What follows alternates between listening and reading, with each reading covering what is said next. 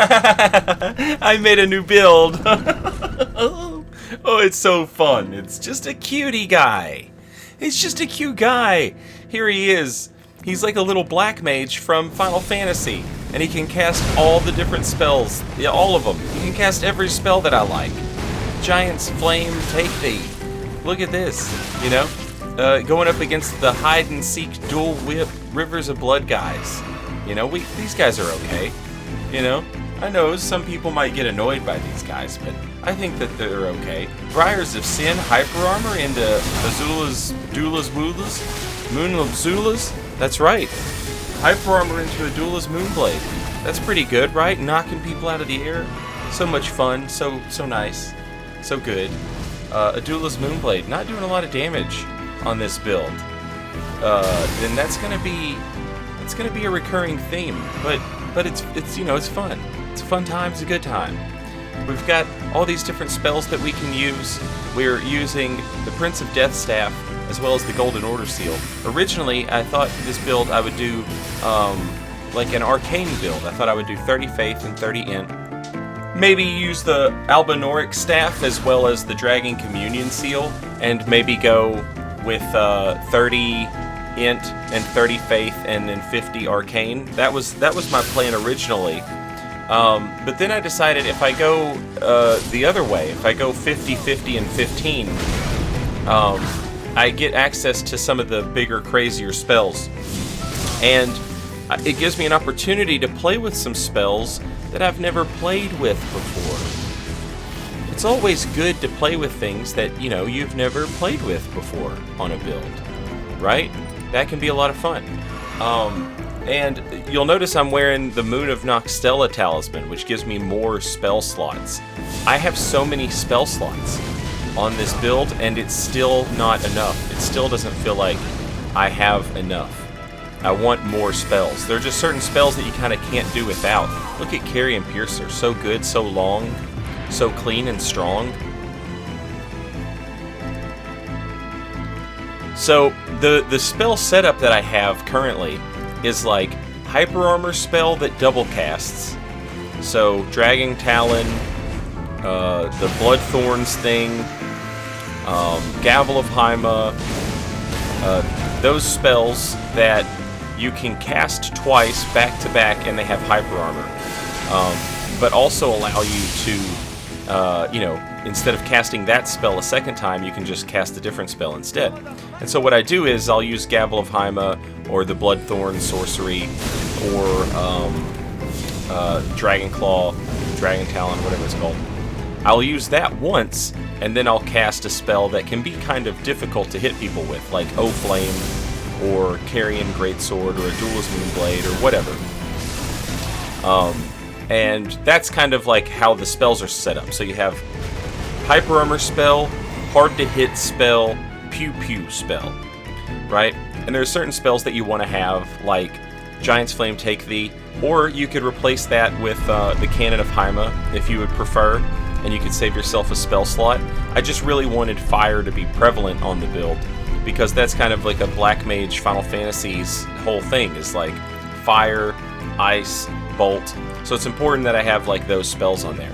But then the regular like magic, Elden Ring magic, like that's fine too, because you know, the Black Mages get all those weird spells. There's really nothing that you can't use. The Black Mages get so much crazy stuff.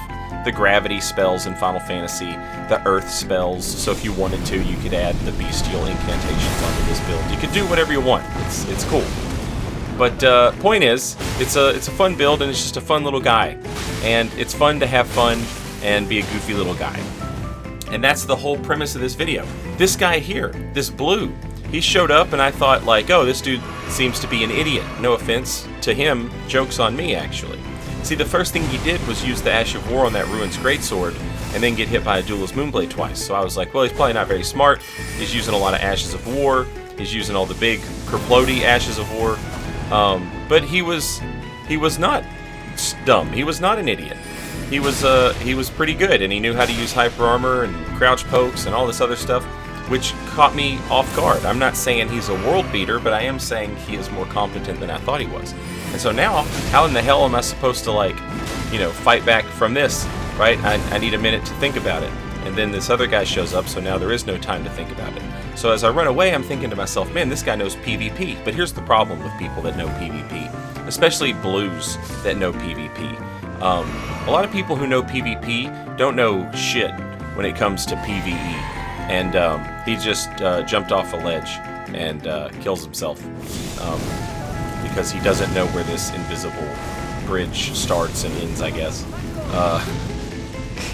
And that problem took care of itself. Very nice. Anyway, I am absolutely loving this build. It combines the best of everything. And going with the Int Faith over the Arcane allows me to cast some spells that I'm not going to show off in this build, in this video, but I can do a simple respec and then play with some different spells that you guys have never seen me play with because I haven't played with them. Stuff like Elden Stars. I've used Founding Rain of Stars a little bit, but I would like to use it more. Look at this. Dragon Claw into O Flame. Absolutely wrecked. And I can make videos going over some of those spells that maybe don't get a lot of attention or anything like that, you know, and it'll be a lot of fun. And this is one of those builds where, like, you know, I'm gonna lose some invasions, and, you know, you just kind of accept that. And as long as it's fun, I don't mind. You know what I'm saying? I don't care to lose some invasions. Like, if any of these people had beat me, you know, these in these invasions here, like, this would have still been cool. There was an invasion, actually, I wish I would have saved it. I got a guy, very much like this guy, who just mashes Twin Blade attack out of hit stun, and I was sitting here, like, doing combos on him and stuff, and I was given the spells, like, a half second in between, just to give him time to breathe, so that he could, like, panic roll away, so that I could punish the panic roll. And, he just kept mashing out of hit stun, and he killed me. And it was so dumb, you know, because it's like no one would ever do that. But my point is that it was fun, despite the fact that it was dumb. And despite the fact that I lost, it was still fun, and we still had a good time. So if any of these players here, for example, if any of these people had beat me in this build, it would have been fine, you know, I wouldn't have had a problem with it. Maybe you would have a problem with it. And so maybe, you know, you would be willing to sacrifice one of your fun spell slots for something a little less fun, but a little more efficient, like Star Shower. People used to use Stars of Ruin a lot. Stars of Ruin costs more FP, and has worse tracking now. So I go Star Shower if I want to be just an efficient jerk. You know, it's more FP efficient, and it you know, it has better tracking, and it does enough damage to be annoying, and that's what you're needing it for. It's basically just like a stop trying to quote-unquote space me. You're just walking backwards, you know, for long periods of time. So a spell like Star Shower would be nice on this build. There's a lot of other, like, try-hardy type of things that you could... Yeah! But Saint! Oh shit, what's up, Dungeon Master? Saint! You're telling me that you would be okay with really annoying players casting Star Shower at you? And you don't have Star Shower to cast back at them? I mean, yeah, that's what I'm saying. I think that, you know, that's not a fun way to play, you know? And I think that if you invade people and they just cast Star Shower at you over and over and over again, like, they're trying to be annoying, right? Like, they know that that's annoying. These players here are just trying to survive. And if you get annoyed because they're trying to not die, like, that's on you, right? There's a difference. Look at these players here. You know, I threw a fireball and the guy fell in the hole. That's hilarious. I love to throw a fireball that knocks a guy into a hole. That's one of my favorite things. And so, you know, if something bad were to happen in this invasion and I were to lose, that guy almost tricked me. This guy's got dual sham shears. Like, you know, they're trying, but, like, they were trying before I got here, right? They're their level of effort isn't dependent on my being here or not. And that's the difference, Dungeon Master. That's the difference. You know, these dudes are just doing their best the whole time, and then I show up, right? Those other guys with the star shower, you know, that's different. Those they were trying to be annoying. So like this invasion though, look at, you know, this one's been a lot of fun. Threw a fireball, knocked a guy off a hole. Dual Shamshir guy showed up. Immediately gets gunned down by gross shrimp monsters. Here comes a blue guy. He's dual wielding greatswords. You know, what's going to happen to the dual greatsword blue? A lot of us have been asking that question. We want answers. Carrion Slicer's really good. Look at that. And then we get him with the Lanasax Glaive. It's a sword made of lightning. You know?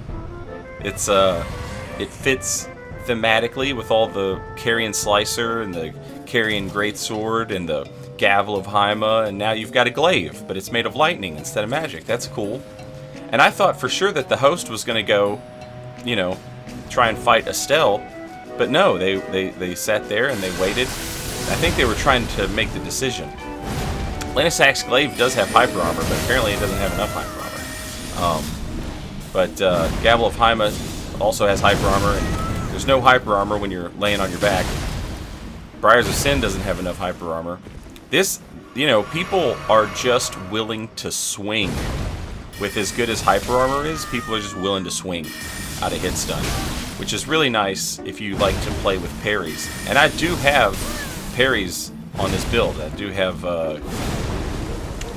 Carrion Retaliation. I just, you know, I tend not to use it very often because I try and stick with the dual caster thing. I have a dagger, and I feel like that's fair, you know. Black mages could have daggers. Yeah. But Saint, look at these Star Shower guys. You're telling me you don't want to turn around and cast Star Shower back? Don't you think, Saint, that they deserve it? I mean, I'm not here to be, you know, the arbiter of justice, Dungeon Master. Look, Gavel of Haima. How fun is that? Whee! Carrying Greatsword. I've got a new one for you, too, in this video. Check this out. I can do anything. I can cast any spell that I want to. You'll notice that I'm using different catalysts in this invasion right here. This is back when I was playing around with the arcane version of the build. So I'm using the Albinoric Staff and the Dragon Communion Seal. You know, like I said, the only reason I changed this was because it's easier to use the big spells when you go 50 Int, 50 Faith. But yeah, Ancient Dragon Lightning Strike. That's fun. You know, that's a fun spell. It's huge and explosive, and it looks neat, right? And that's a lot of fun. So, like, I've got my that's like Thundaraga, or like Bolt 3 All, you know? It's fun. It's just it's a cute little Final Fantasy thing. And I feel like a lot of players, you know, kind of recognize the Final Fantasy Black Mage. I think a lot of people probably think it's just Vivi from Final Fantasy IX, which is fine. I did give this character Vivi's in Final Fantasy IX, your Black Mage. His last name is like Ornitier or something like that. And so that's what I named this character, Ornitier, the owl. I thought that was a cool name for a Black Mage guy. You're avoiding the question, Saint. The people want to know, what are you going to do in this situation? You can't run forever. I mean, it's true. It is hard to run forever. You know, Forrest Gump did it, but I'm not, you know, I'm not Forrest Gump. I am not Gump-pilled. But, you know, those types of invasions are so far and few, so few and far in between, that it's not really something that, you know, I feel like we have to, I mean, we can make a plan for it, I guess, but, you know, I'm not going to change what cool spells I use, you know? I'm not going to do that. I'm gonna stick with the spells that I want to use that I think are fun, right? Because I'm having a good time, and I'm hoping that my opponents are also having a good time, you know, with me casting all these spells and stuff. You know, it's just a chill sort of thing. There's no reason to have Star Shower and get all sweaty and, you know, or something like that. Bestial Sling, those types of spells. I don't want to give up any of my fun spell slots for less fun, more efficient spell slots. That's just me personally. If you were to make a build like this and you did want to do that, you know, there'd be nothing wrong with that. But, yeah, like, I just don't see that it's entirely necessary. Look at these guys. Using good weapons here. Got the Dragon's Halberd. I've got Hyper Armor, and you've got Blood, and we've got a problem. You know what I'm saying? And then we've got Gelmir's Fury. Look at that. We can use Gelmir's Fury. That's a crazy spell. You never see that. And this is a great build for it. This is a great build for Gelmir's Fury. But these guys demand an answer. They're the fun tax collectors. They even summoned a blue. These guys had the audacity to just cast Star Shower over and over and over again and summon a blue in the lake. What are you gonna do? What do you do? What fun spell do you cast that gets rid of them? Well, you know, maybe, you know, like, you could put it on the build, the Glintstone Shower, or whatever, Star Shower, Glintstone Stars, or whatever the hell. But why would you want to when you could do, look at this, look at that, boom, look at this, it's not over, look at that. You ever seen a build do that before? Probably not. Then you're over here, Dungeon Master, and you're wondering what I'm gonna do about some guys in a lake. You know, the one invasion I get, where it's a bunch of people just trying to make everybody have a bad time. You know, the one invasion I get, where they just cast Star Shower over and over again. And you want to know what spell I'm going to cast to deal with these guys.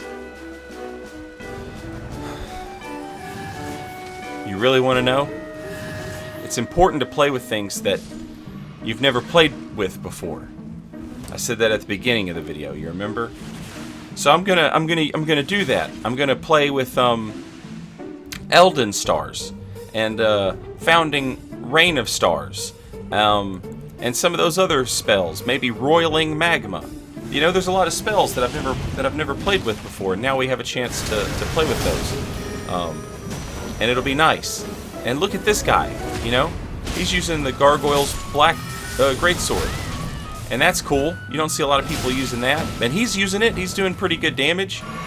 And here comes his friend using Bleed dual curve swords, you know? But he was using that before I got here. You know, it's not like he switched to that when he saw an invader, right? So, you know, am I happy about that guy? I'm not, but you know, that's not his deal. It's not his problem. Got the Rivers of Blood going. Got the Gavel of Time to counter. Got the Carrying Greatsword. Now what are we gonna do? Ooh, we're gonna bleed out is what we're gonna do.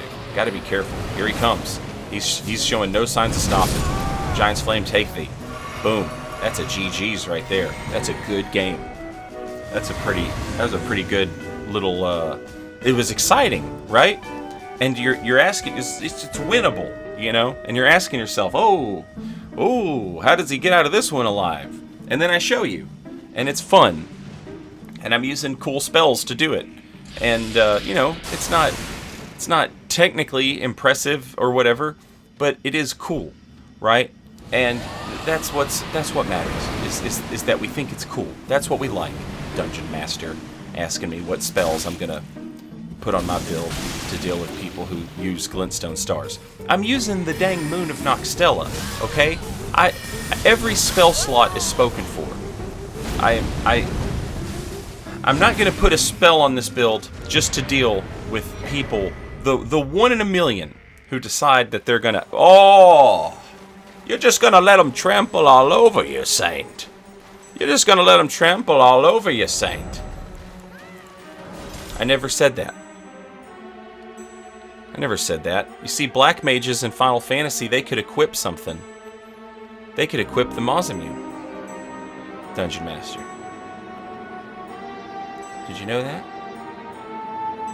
Did you know that in Final Fantasy, black mages could equip the Mausamune? I don't need a spell. It's important to play with things that you've never played with before. It's important to try things, you know? There's all these great weapons in Elden Ring that you can play with. All these new spells and weapons and things. And why would you not try? Why would you not play with something you've never played with before? But no, I'm not going to put any spells on this build. I'm not putting Star Shower or anything like that on this build. Most of the time you invade, you know, people are trying to win for sure. But they're not trying to get on your nerves. Right? You can tell when somebody's trying to get on your nerves. Anyway, this is the build. You know, again, anywhere from level 110 to 150, you're invading people a lot of the time who are just like in the process of beating the game. So I like to go to 160. It's a good level. It's in between 150 and 200, so you get the 150 gankers, you get the level 200 co-opers. It's fun. It's a good level range, and it works really well with Elden Ring's, you know, the way the progression system works. Level 160 is a great place to do invasions. Thanks for watching the video. I'll see you guys next time. Until then, later, y'all.